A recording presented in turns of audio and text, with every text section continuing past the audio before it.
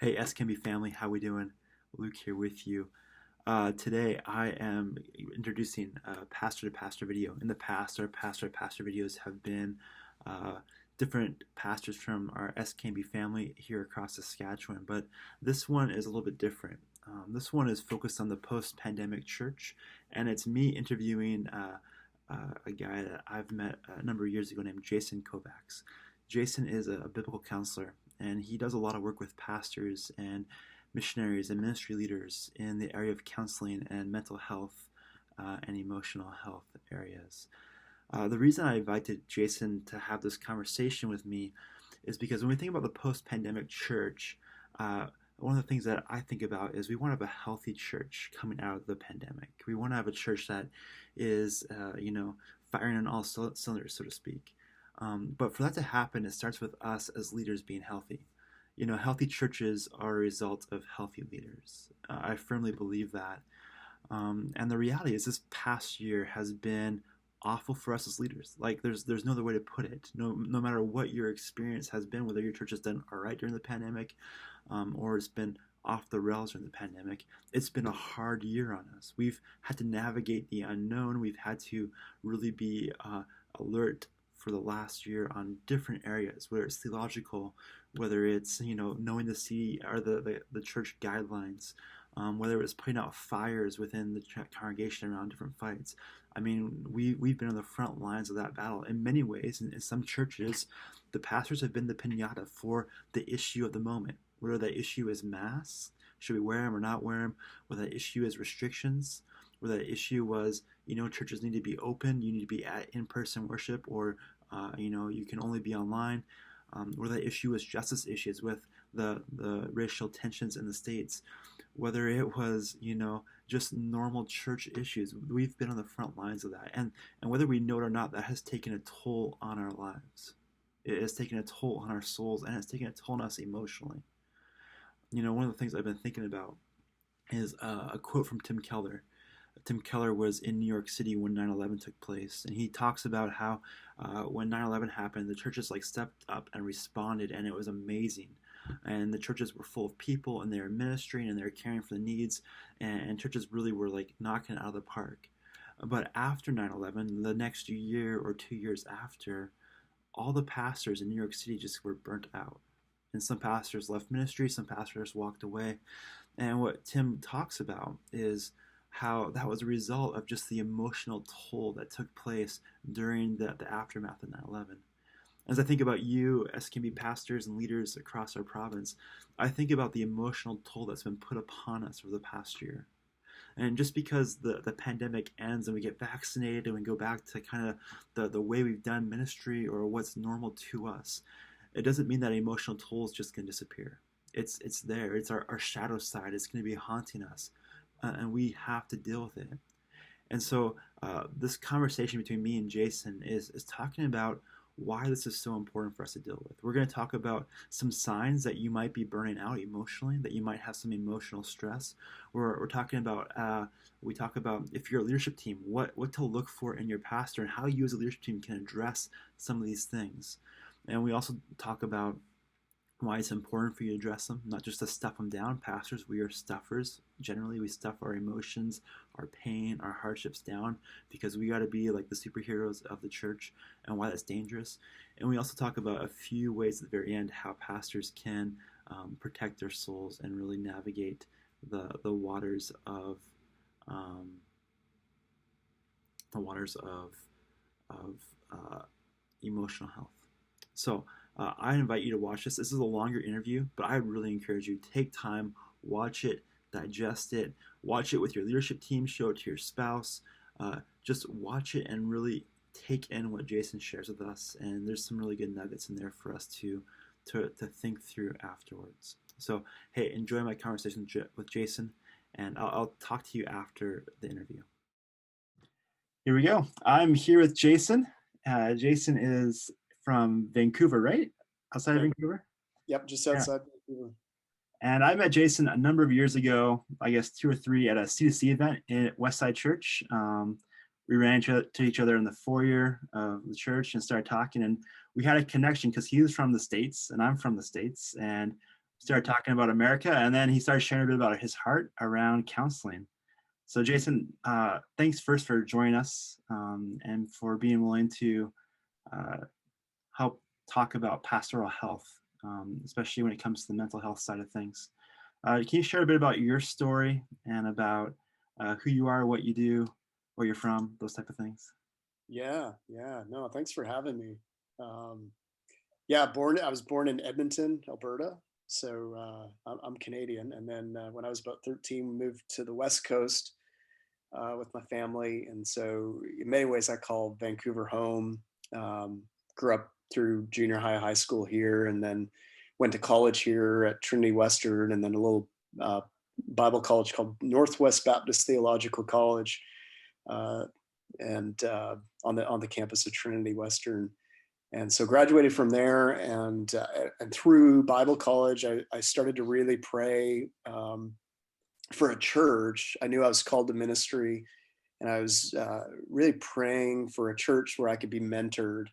So, I had listened to a sermon series on the disciples, and the thought just hit me during that sermon series, like Jesus didn't send his disciples off to seminary or to school. He took these men and he spent 3 years investing his life into them and just living with them, and so they could watch him and minister alongside of him. And so I started praying for a mentor, pastor at that point, and in God's providence, ended up moving to the States to Minneapolis, Minnesota, where I did an internship and was mentored by the pastoral staff at Bethlehem Baptist Church, where John Piper was the senior pastor at that time. So that was a pretty incredible experience. And that was also the time where I first encountered a man and met a man named David Pallison, who is since passed, but is just a gifted counselor, headed up an organization called the Christian Counseling and Education Foundation, CCEF. So a leader within the biblical counseling movement. And that was my first introduction to counseling. But again, I was a pastor, thought I was going to be doing church planting. But early on there, really began to develop a vision for, as a, for pastoral ministry that involves soul care. So long story short, from there, I ended up pastoring there in Minnesota. Then we ended up helping plant a church in Charlotte, North Carolina. And then from Charlotte, moved to Austin, Texas. I in there met my wife, who's from Texas, and we've got 5 kids. 4 are adopted, and one biological. And ended up on staff at a church in Austin, Texas, as the pastor of counseling, and that's where I really began to kind of develop more of a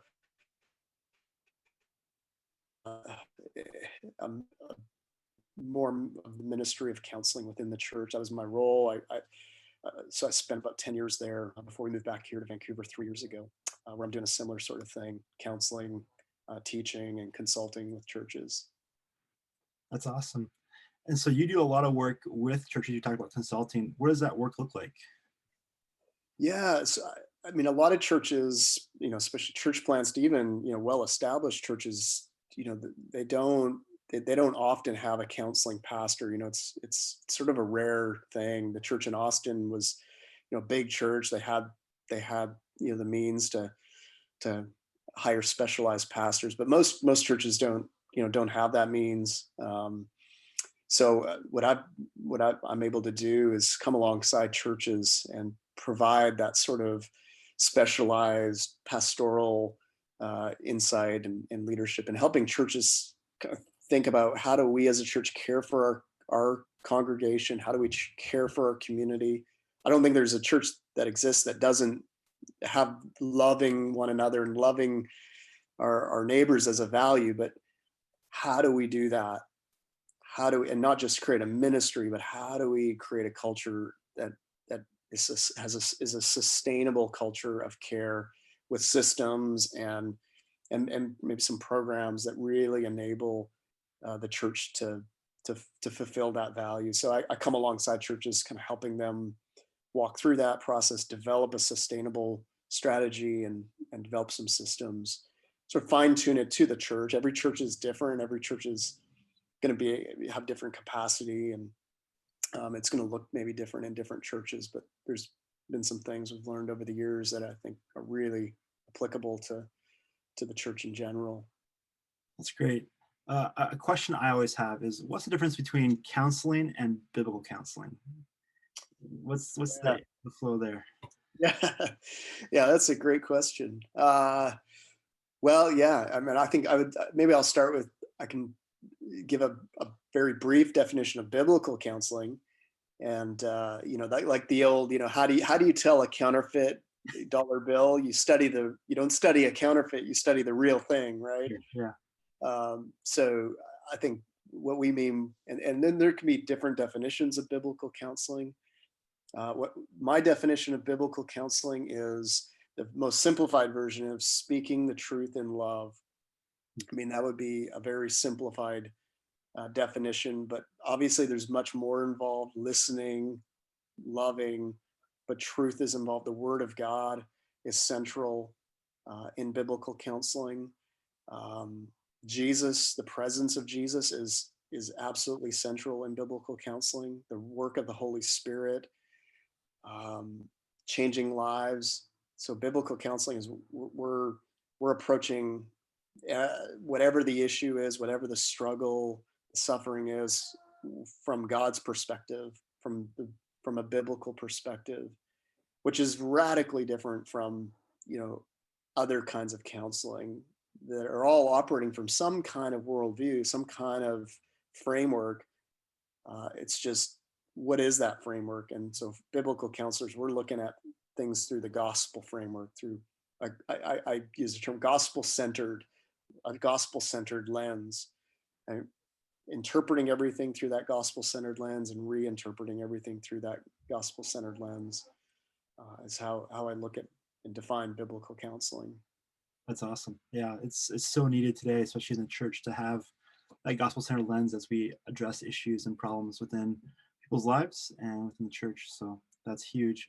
This past year, we've all been part of the COVID reality in BC and out here in Saskatchewan. And one of the things we've been talking about Saskatchewan is, as we head towards the post-COVID world, what post-COVID ministry will look like. One of the phrases I've heard and I think is really helpful is, we want to have healthy churches post-COVID. And that Mhm. starts with healthy leaders. We don't get healthy churches without having healthy leaders. Um, and as you talk to pastors and church leaders, why is the conversation around mental health so needed today? Yeah. Well, I think it's always been needed, but I think one of the blessings of COVID is it's sort of brought it to the surface in a way that maybe feels like it hasn't been.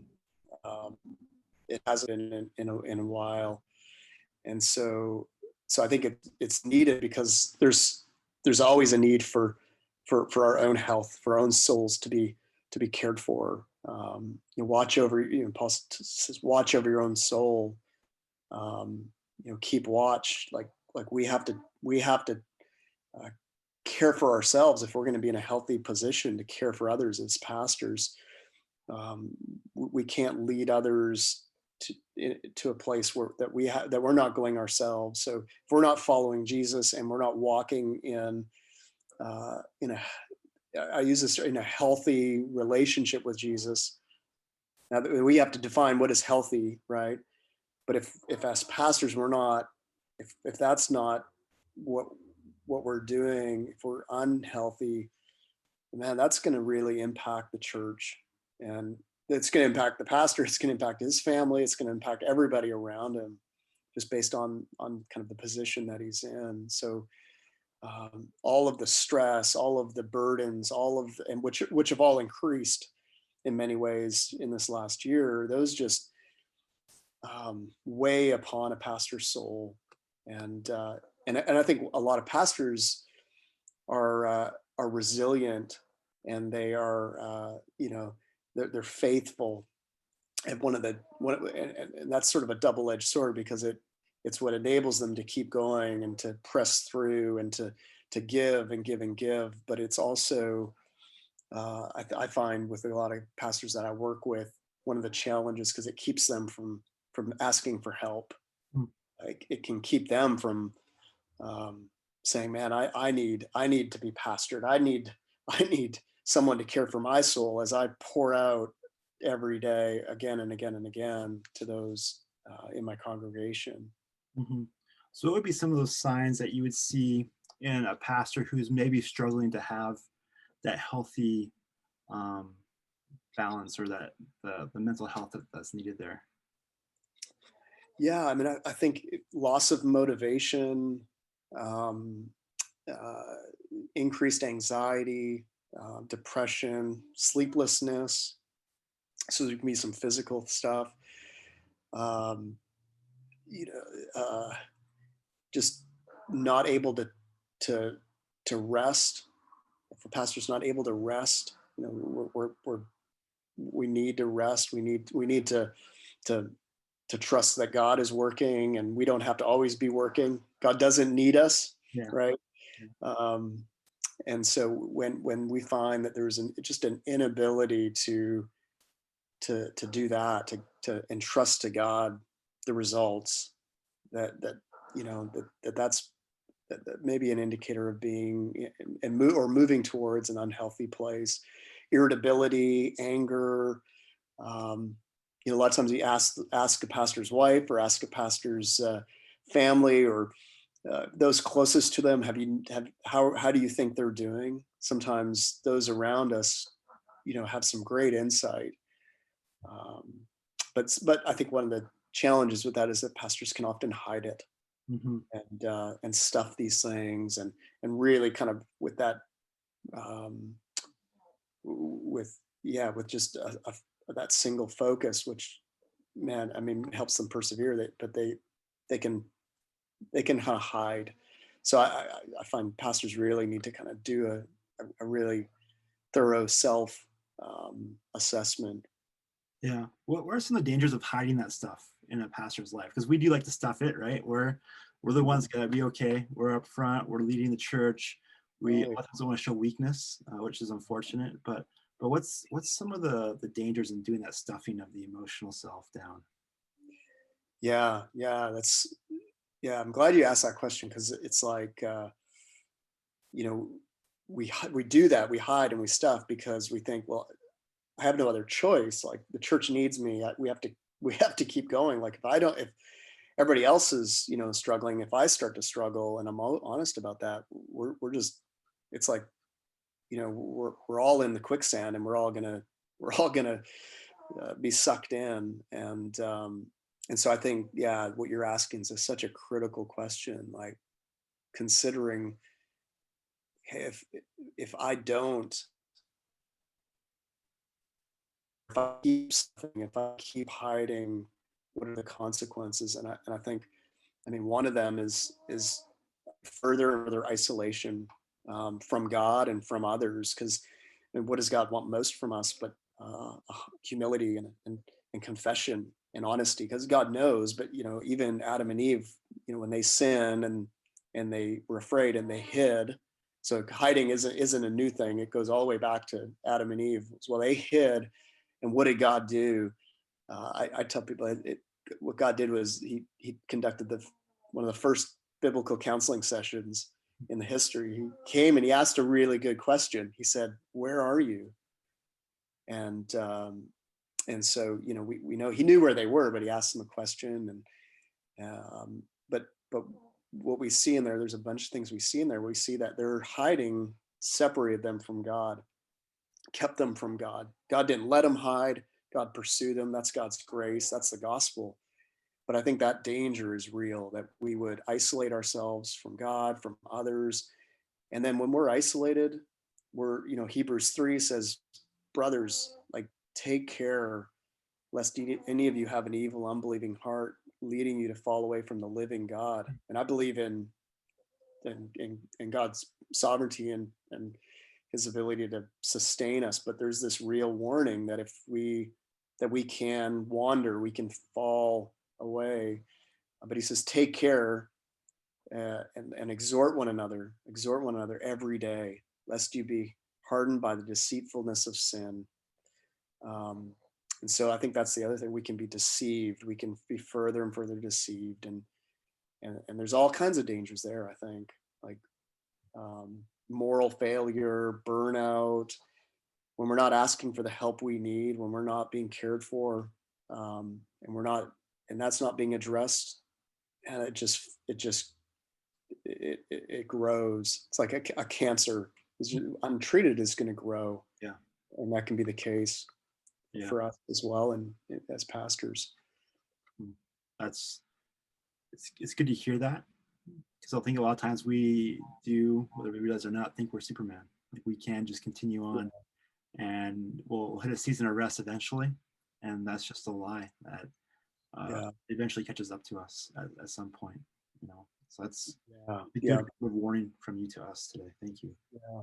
Uh, a lot of times, people hear this and are like, well, if my pastor was struggling mentally or emotionally, he would tell us, right? Like he would tell the leadership team, he would tell the elders, he would tell his wife even maybe. Why isn't that always the case? Well, I mean, stigma would be one, and fear and potential consequences, and even real like consequences. I think every pastor's heard the story of or there has a friend who's been in ministry who's been vulnerable, and that's been used against them. So fear of that, fear of um, losing status, losing respect of the respect of the congregation. And I think especially just even with COVID, like so many pastors are having to walk this line between how do we be faithful to the gospel and yet yet manage COVID restrictions. And you've got people in the church that are like, have all kinds of thoughts and uh, and theories and beliefs, and so pastors are already. I think this is one of the effects of COVID. They're just walking this fine line um, eh, between maintaining respect and losing respect uh, of those they're serving and loving, based on these real difficult, I mean, really difficult leadership issues that we're facing in COVID. Like nobody really knows the best way forward. Um, it's like we're all doing our best, but there's a lot of people that are like, well, no, I know exactly what you should do. And so I think when especially in this culture, to admit any kind of weakness, any kind of vulnerability feels even riskier than it might have otherwise. But I also see a lot of guys who are like, man, I can't, I actually can't help, but I have to be vulnerable. Like I'm desperate um, right now, which is that's a big reason. Stigma and the fear of being seen as weak, seen as vulnerable, and the fear of the loss of respect and inability to lead in that way. We don't have a category like for how to lead with a limp and lead with weakness, the way which is a very biblical category. Paul talks about that. I think we need to recover where the language of Paul says, I boast in my weakness, like so that the power of God is shown and made perfect. That would go such a long way in our churches today if we had that category as pastors, but we also, our congregations also understood that as well. Yeah, I find it's easy to talk about that.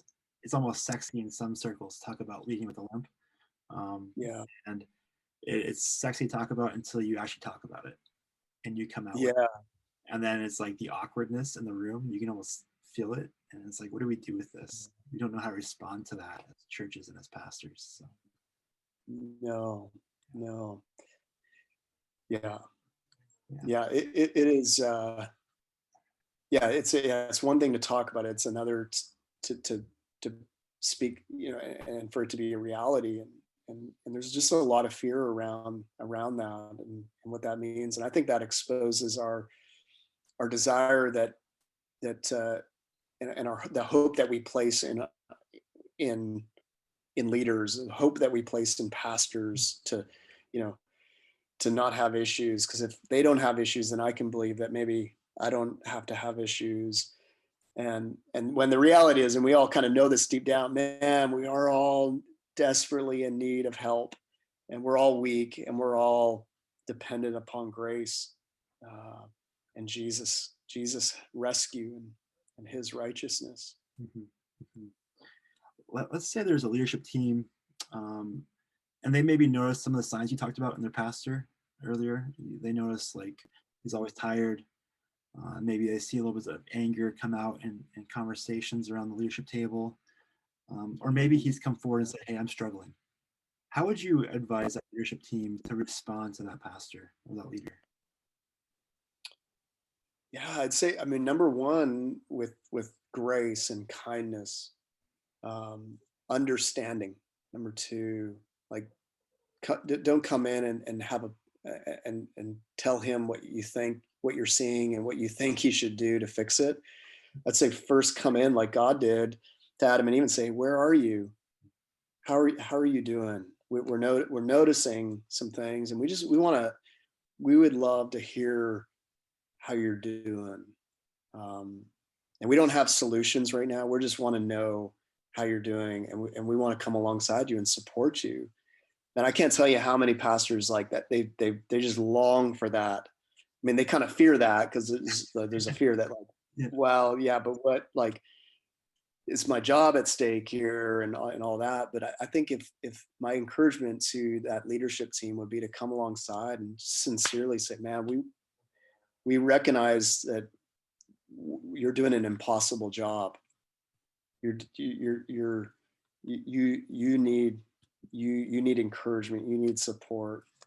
How can we do that? But in order to do that, we need to understand. We need to ask the good questions, um, and try to understand as much as we can. I mean, that's a sensitive area, right? Like, how much is he going to share? But I would say coming in first with that kindness, patience, understanding, and then I'd say, leadership teams should also think, well, how practically can we support our pastor or pastors?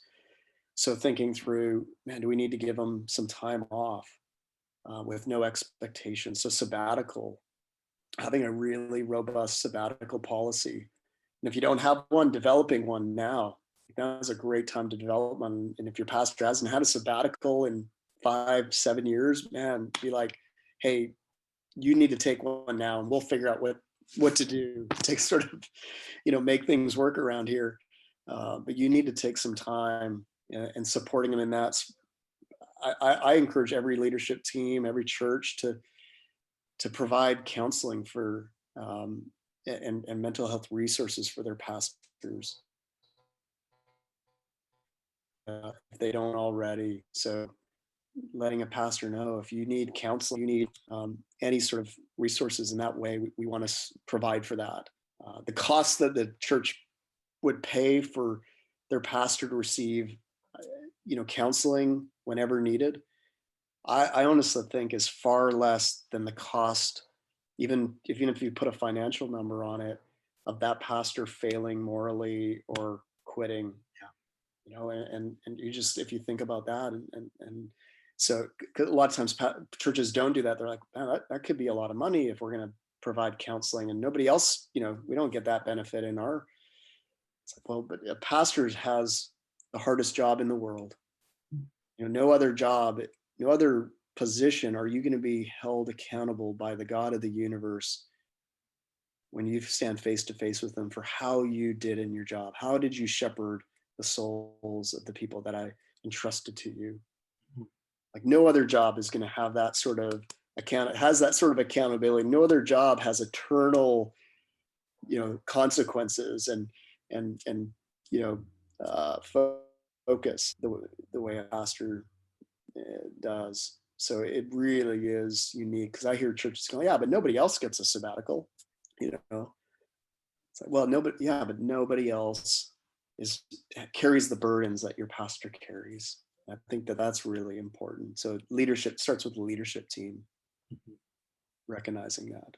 Yeah, that's really helpful. I heard that a few weeks ago. I was doing some research on sabbaticals. I'm preparing a sabbatical plan for our church, and someone said, one of the arguments is, well, my corporate job, I don't get a sabbatical. And they said, well, actually, they're seeing more and more corporations now putting sabbaticals in place for their employees because they realize the Yeah, health of it for the good of the employees. And it's yeah, interesting, like, culture around us is catching us up to what God has instilled, what he's called us to in his word. So yeah, it's needed. And I think a lot of times too, we wait till we actually need a sabbatical. We push it off until we're burnt out, until all that stuffing catches up with us, and we're like, I don't know if I can continue. And like a sabbatical is not going to fix you. Like no, it's no. a tune-up, you know. And if you wait to that point, you're in big trouble already. So it is helpful, definitely take a sabbatical, but don't put it off. Yeah. Don't say we'll wait until I'm at the very end of my rope. So Right. No. Yeah. And you're right on. Like, look at it as a tune up. So have a policy for regular, but then there's lots of things to do, between that too. It's giving a day, one day a month to just spend with the Lord, or, being cared for. Um, yeah, I love what Eugene Peterson says. He says every doctor needs to see a doctor themselves. So he encourages every pastor to have a spiritual director or counselor, somebody that is still discipling them, pouring into them, and they meet with once a month. Um, you know, having quarterly weekend retreats to just get away, and I think the church, you're providing for that, even mandating that. Say, man, I know how you work. You're going to be like, I don't need it. And we say, no, we want you to do this. And so I think making it possible. I was on staff at a church, and they provided, one of the benefits they provided was, you they gave $1,500 every year for marital enrichment for us pastors, and it was like, and if you don't use it, you don't get that money. And there were years where I was like, okay, we've got to do this trip because we have the money, and man, that really actually had a major impact on my marriage, hmm, because it made it possible. We didn't have we Otherwise, if I had to come up with that money, or kind of try to, it was just easy to not have that money, or to think, well, there's other things to spend it on. There's so many things, and that feels selfish. And they said, no, you have to spend this money in this way. hmm, When you go to get it reimbursed, you've got to indicate, here's how you used it. So thinking creatively like that, I think can go a long way in helping pastors sustain and be cared for. hmm. That's amazing. Yeah, it is needed to have someone say it's okay. I think a lot of times as pastors we feel guilty about taking time off or stepping out of the Yeah, office to take a 1 day yeah, prayer day, right? Like how do you explain that to someone? Like, you feel guilty about it. And so to have a leadership team say, we want you to do this, in fact, we're requiring you to do this, is needed sometimes to give that permission to pastors. So that's a good yeah, word. Um, yeah, I mean, any way to care for the staff in your church is super important. yeah. One final question for you, Jason. We didn't talk about this one, and before we were planning for this, so it's kind of off the cuff here. But what would be one or two things that you would recommend for pastors to help have an ongoing, healthy emotional state, spiritual state that they can do on their own? Yeah, yeah. Honestly, like I mentioned, Genesis 3, where Adam and Eve are hiding, and God says, "Where are you?" And they said, "Well, we were naked, or we were afraid because we were naked." Um, and I think that question that God asks them in the moment of their deepest shame, their their deep fear and guilt and hiding, God comes and He pursues them, and He asks, "Where are you?" And then He actually goes on and asks another question. Says, "Well, who told you that?" And He says, "What did you do?" So this is these beautiful questions that I think are just show the graciousness and show the gospel. Genesis 3:15, he actually then gives the first indication of the gospel, the first proclamation of the gospel, the proto-evangelion, right? In Genesis 3:15, he's going to, Jesus is going to crush the head of the serpent. So it's right there. And he goes on too to clothe them himself, pointing forward to Jesus and us being clothed in Jesus' righteousness. So the gospel's just all throughout that chapter, but like really practically for pastors in their own emotional health. One of the things I encourage pastors I work with, clients that I see in counseling, is to take time every day, or when you spend time with the Lord, to walk through Genesis 3, to sit down with the Lord, and you can journal this out, even write it out, listening to that question as the Lord speaking that, where are you? And to answer that really honestly, emotionally, what am I feeling? So when I hear the Lord saying, where are you, Jason? I then answer, and I'll do this in my journal. I do this, I practice this myself. I'll say, what am I feeling? What am I thinking? And what am I desiring? And I'll walk through those sort of three kind of parts of myself, which get at kind of what's going on in my inner world. When I ask, what am I feeling? I'm thinking emotionally, but I'll also ask, even, what am I physically feeling? Because sometimes my stress, my anxiety, the burdens are actually, I feel it in my shoulder. I feel it in my chest. I feel it in the way I'm breathing. So just giving space to let to hear the Lord asking, where are you? Mm-hmm. I want to know where you are. I know geographically where you are, but you think about that passage. God asks, where are you? They answer with an emotional response. We were afraid. Mm-hmm. We were hiding. So oftentimes in my journal, it's like, I'm tired. I feel